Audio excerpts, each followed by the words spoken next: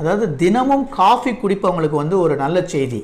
அதாவது 2 to 3 cup of coffee ஒரு நாள் குடிக்கிறவங்களுக்கு வந்து ஹார்ட் டிசீஸ் வருவது குறைகிறது. மேலும் வந்து இர்ரெகுலர் ஹார்ட் பீட்டும் வந்து குறையுது.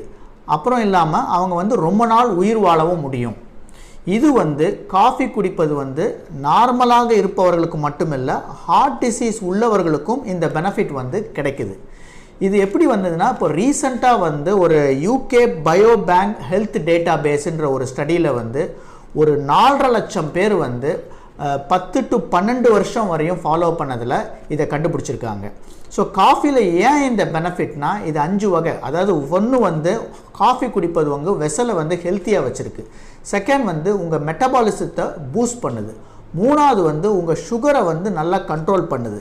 நாலாவது வந்து உங்கள் கொலஸ்ட்ரால் அப்சார்ப்ஷனை குறைக்குது. அஞ்சாவது வந்து இர்ரெகுலர் ஹார்ட் பீட்ஸ் வராமல் காஃபி தடுக்கின்றது.